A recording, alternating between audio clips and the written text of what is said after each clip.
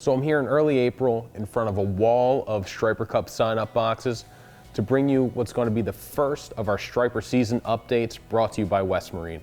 Every week we're going to check in for a couple minutes, talk about what's happening along the Striper coast from Jersey on up to Maine. For this week, I caught up with Kevin Blinkoff, executive editor of On the Water, to talk about the Striper migration and Striper spawning.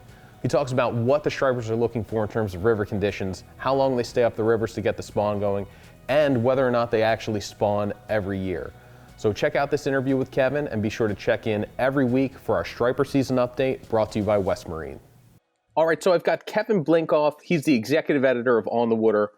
He's going to talk about the Striper migration map. Every week throughout the season, from about mid to late March until early July, Kevin puts together a map that shows the location and kind of the status of the spring striped bass migration. So Kevin, tell me a little bit more about the Striper migration map. Yeah, absolutely. So we started doing the Striper migration map basically because we were sitting around the On the Water office, and as Striper fishermen, it's like that's something that we always think about in the spring. It's something that we wanted to see as fishermen. Like, I wonder where the Stripers are right now. I wonder how close they're getting. We would be looking at reports coming in from places to the south. What's happening in Chesapeake Bay? Has the bite started in New Jersey yet? And so we always thought, like, well, wouldn't that be cool if you could create some kind of map and track this migration and see, where are the striped bass right now and how are they coming up here? And the way we put it together is pretty much through compiling information that we get from our fans who are out there fishing and submitting reports, things like that, charter captains, and then also some of the scientists who are keeping an eye on things in Chesapeake Bay, for example. We watch where the fish are at what time, kind of segregated by size, because that really has a lot to do with how they migrate. And then we also keep an eye on water temperature. It's shown us some really cool things within any given year. Every year it's a little different. And then comparing from year to year, seeing some of those trends within a season, and then seeing some of those trends from year to year that can change. Yeah, anecdotally, from my standpoint as a striper fisherman, I know we've had a wide range of winters. I remember the winter of 2015 was bitter cold. We had ice on Buzzards Bay up here in Massachusetts. Then you go to a winter like the winter of 2019, 2020, and it almost didn't feel like winter at all. It was so pretty mild until you had a little bit of a cold blast there in March. How much have you seen the weather affect the timing of the arrival of? Yeah, it does. Definitely seems like weather is probably the biggest factor. And it's what I've always wondered is there's sort of two effects of weather, right? There's weather has an effect on water temperature, and when the striped bass decide to swim and migrate, weather also has a huge effect on fishermen. If you get cold weather, fishermen are less likely to get out and find out if the stripers are there or not. So you get kind of two effects from weather. But there's definitely, we've seen from year to year, there is an effect on water temperature. And part of that is because, just to back up a bit, what are striped bass doing? In the wintertime, they're migrating south. They're off the coast of, say, North Carolina. They head down to Chesapeake Bay. And in the springtime, they're thinking about spawning. So the mature size striped bass, they're going to be going into Chesapeake Bay to spawn, into Delaware Bay, into the Hudson River. So they're not going to those big fish, those breeding size fish aren't going to be coming up toward, swimming up into the Northeast, coming up into New England until after they've spawned. So a lot of times they're waiting for the right weather, the right water temperatures to spawn. So that's sort of where it's not so much that the water's too cold and uncomfortable for them to swim north, as much as it is, it's not warm enough for them to start and finish their spawn, which they wait to do before they come up this way. Now, just to back up a little bit, a mature size striped bass, that's going to vary between whether it's a male fish or a female fish. So when you're saying that, what's a spawning size striped bass? Where does that begin? I'm not exactly sure, but it's, the females always grow larger than the males. So most fish I believe it's over 28 inches. Most of those fish are going to be females. Definitely when you get over a 20-pound fish, it's almost entirely female striped bass. So those are the mature female-sized striped bass. I believe the males, that they are mature and will begin to spawn after just a few years. Is that about right? About 3 years? Yeah, I think part of the reason for that 28-inch minimum size is they didn't just choose that randomly. They said at 28 inches, about 50% of the striped bass in the population have spawned, female striped bass in the population had spawned by the time they reach 28 inches. Right. And so that's why with the Striper migration map, what we do is we look at it in terms of size classes. So typically, we're up in New England. it's the schoolie striped bass that show up first. They show up first because they don't care about spawning. They're just moving back up north to feed and to settle in. So those fish will show up first.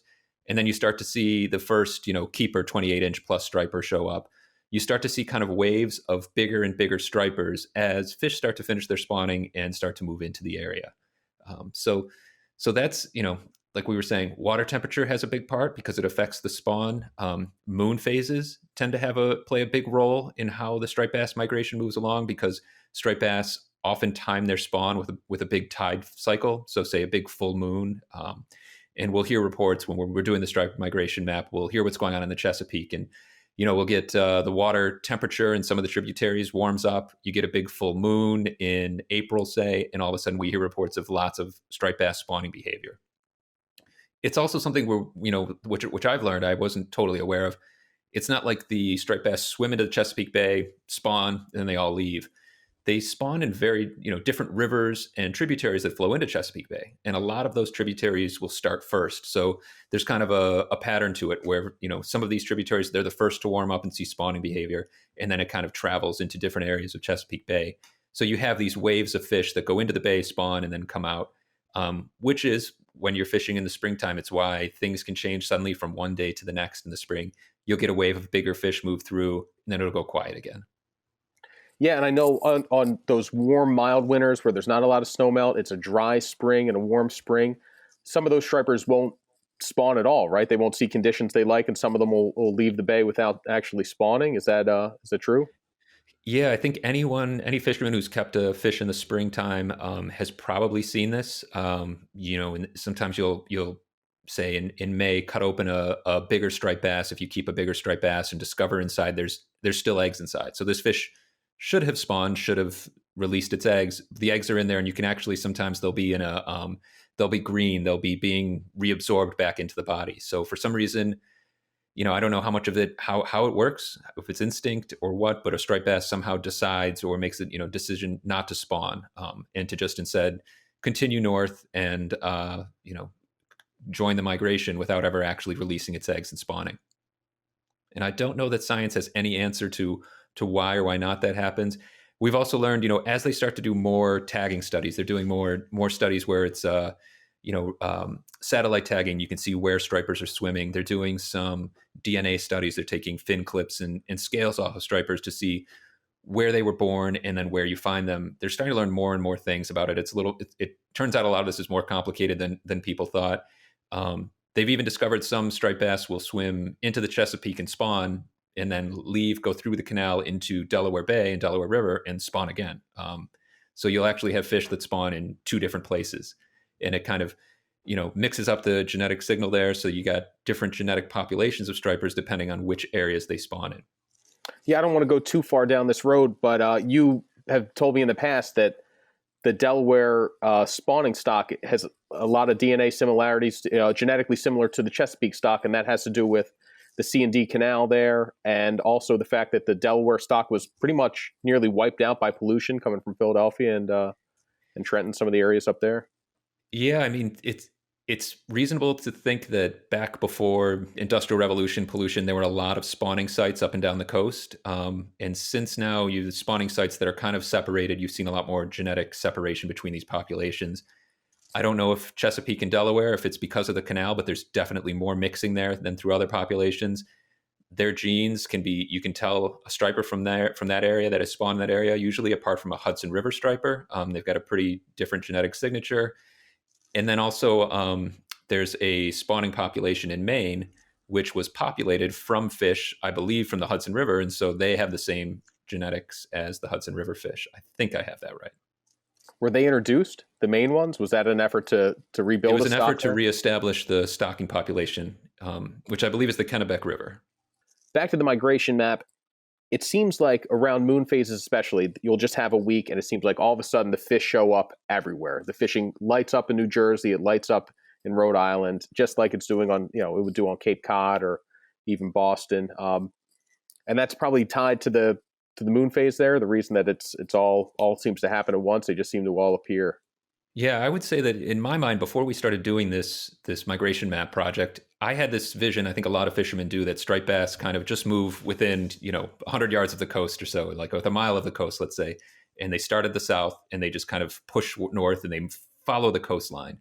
And from watching reports closely now day to day, it seems really clear that some fish are moving up along the coast, some are really heading offshore and heading wide, and then suddenly appearing, say leaving Chesapeake Bay, being far offshore, and then suddenly appearing on the south shore of Long Island.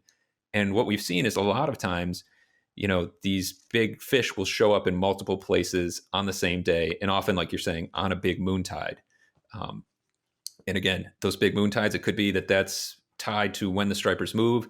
It could also be that that's when they really start feeding and get active. But we have seen, for example, all of a sudden, like that first full or new moon in June, all of a sudden a big school of fish hit at Montauk. They hit it on Rhode Island. They hit on Cape Cod in the canal. That's happened quite a few times over the years. And that kind of brings me to another thing that we have seen with the striper migration that I've learned is that affects it. That's not just temperature based and water temperature based. Bait and bait availability seems to have a big effect on the migration, especially with the comeback of menhaden or bunker or pogies, as people know them. It's such a big food source for striped bass, and as they have come back over the past few years, we've really seen that affect the striper migration. So, for example, I can think there was probably I might be wrong. I think it was 2016 where the big striped bass seemed to bypass Long Island. They were moving north. They were getting fish off in New Jersey, and then all of a sudden they didn't show up in Long Island yet, and they showed up in Buzzards Bay. And I know there was a local angler in Buzzards Bay, which is next to Cape Cod, who caught I believe it was a 60-pound striped bass in May. It seemed very early. It was May 16th, and I remember thinking, I thought he was playing a trick on me. I was asleep on my couch from the fishing the night before, and I got a text message of this fish. It said 64.5, and I thought, you have to get up pretty early. I thought he was pulling my leg, but it ended up he was telling the truth. Yeah, and that, typically what we'd always seen around Cape Cod is at that point in May, you're still getting schoolie-sized fish, maybe starting to see some teens, maybe 20-pounders. A 60-pound fish it's a huge fish any time of year for Cape Cod, but especially for May 16th. Clearly, that fish had an effect on you, that you remember that date. You probably don't know your anniversary, but you know that date that fish was caught. But right. But yeah, so that was, and then what happened is from that day forward, we saw these big fish start moving into Cape Cod and into the Cape Cod Canal. And meanwhile, anglers on Long Island are saying, what the heck happened? They completely bypassed us. In the most recent seasons, it's kind of flipped where we used to be able to count on, like, I remember Red Top on the Cape Cod Canal. They used to, over Memorial Day weekend, would have a striped bass tournament. And you could usually count on that by Memorial Day weekend, the Cape Cod Canal would have some waves of big fish coming through, some 40-pounders, maybe a 50 would win the tournament. And then in recent years, it seems like those big fish haven't shown up, and then they seem to get kind of stuck and linger down off of northern New Jersey and Long Island, especially along the south shore of Long Island, where there are these huge schools of bunker, tons of menhaden, big fish being caught, 50 and 60-pounders sticking around down there well into June. Until the water, I guess, gets too warm and they finally decide, okay, we're going to leave all this food and head on and start to push north. But it's definitely that bait supply.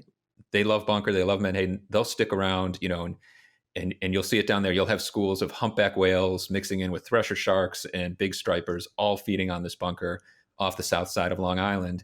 And, for us up here on Cape Cod, we're kind of watching and waiting, like, okay, when is this going to wrap up? When are they going to head north? And it usually does happen that way. The water finally gets warm enough. Those fish, those schools kind of follow from, say, Raritan Bay, northern New Jersey. They start to slide east along the south side of Long Island out toward Montauk.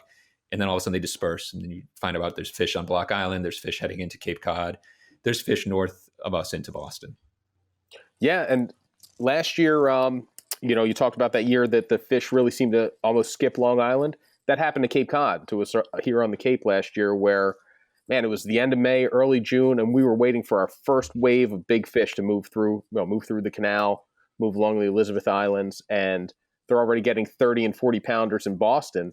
And those fish, I mean, there's enough fishermen in the canal. Anybody who's fished that the past few years know that there's not a lot of bass that can get through there without somebody knowing about it.